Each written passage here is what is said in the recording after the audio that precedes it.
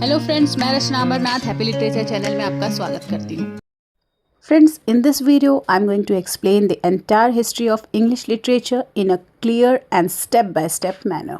So friends, let's go on a journey that began more than 1500 years ago, when the English language itself was just taking shape. The story of English literature is like a long river. It starts as a small stream with Beowulf and flows through centuries, carrying with it heroes, poets, dreamers, rebels, and storytellers. So let's follow this river from the very beginning. This is the period of Old English, from 450 to 1066. Our story begins in the dark, warlike world of the Anglo-Saxons. People told tales around fires, and the greatest of these tales was Beowulf. It is the first great work of English literature. मतलब कि English literature का ये सबसे पहला work था Beowulf. Beowulf was a heroic poem which tells the story of a brave warrior who fights terrible monsters, first Grendel, then Grendel's mother, and finally dragon. This poem was written in Old English. The language would sound very strange to us today. अगर अब हम old English को देखेंगे तो उसे हम पढ़ भी नहीं पाएंगे, समझना तो बहुत दूर है. Alongside this, monks were writing chronicles and religious poetry, recording the life of their times. Then came 1066, the Norman conquest. Means Duke of Normandy invaded England in 1066, means in 11th century. Here, French and Latin began to mix with English, and the language slowly changed. Out of this change rose one of the biggest stars, Geoffrey Chaucer, the father of English poetry. Chaucer's Canterbury Tales is like a big colorful train of pilgrims traveling together to Canterbury. And the best part, each pilgrim has a story to tell. Some are funny, some are sad, and some are full of wisdom. It's like a medieval version of Netflix. Her character का अपना एक unique show है. Knights, peasants, monk, even the wife of Bath all come alive with their voices. And while Chaucer was giving us this lively picture of society, another tale, Sir Gawain and the Green Knight, was keeping the spirit of knights, honor, and adventure alive. Imagine a giant green knight walking into King Arthur's court, challenging the bravest warrior.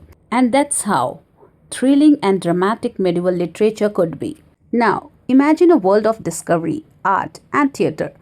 Yes, this is the Renaissance.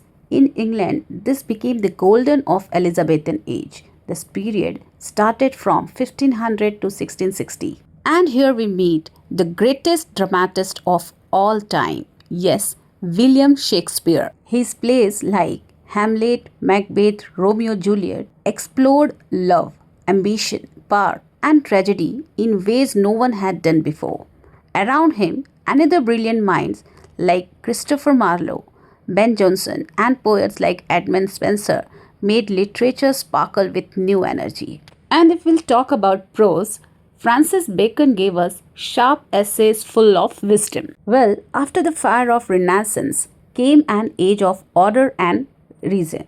This is called the New Classical Age, starts from 1660 to 1798. The theatres reopened with witty comedies, and John Milton gave the world his grand epic, Paradise Lost, a majestic poem that is both deeply philosophical and profoundly religious.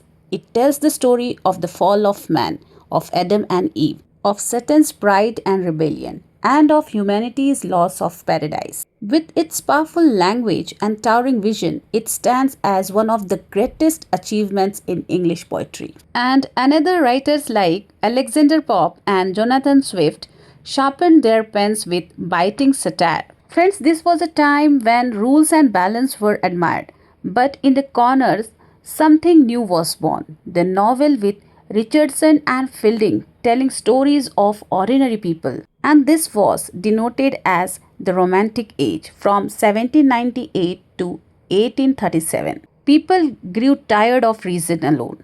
They longed for nature, imagination, and emotion, and so the Romantic Age began.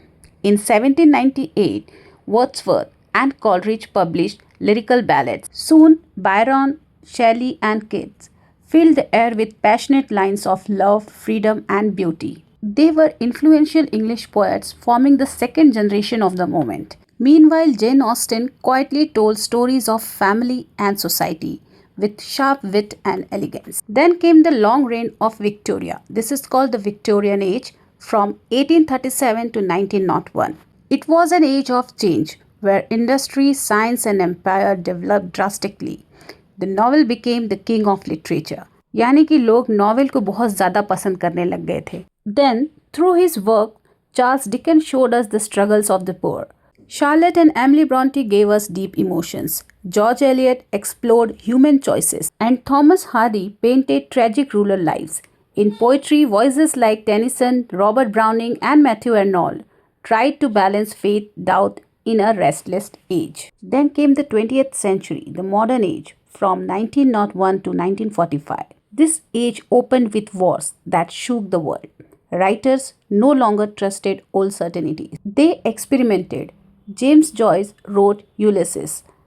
Virginia Woolf explored the inner mind, and D.H. Lawrence spoke of human passion. And in poetry, T.S. Eliot gave us The Haunting Wasteland, which is called the greatest poetry of the modern age. W.B. Yeats captured the spirit of change. On stage, George Bernard Shaw challenged society with wit and ideas. After the Second World War, literature became even more powerful and questioning.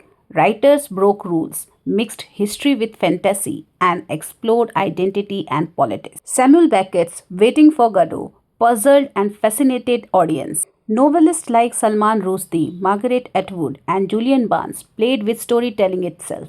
Poets like Ted Hughes and Seamus Heaney gave new strength to language.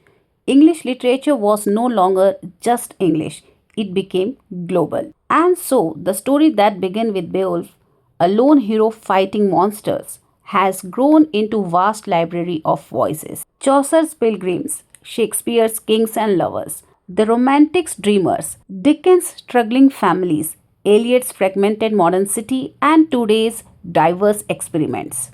English literature is not just history, it is the mirror of human life through ages. So friends, that's all for this video. If you found it helpful, please give it a like and subscribe to the channel. I'll see you in the next video with a new topic. Until then, take care and bye.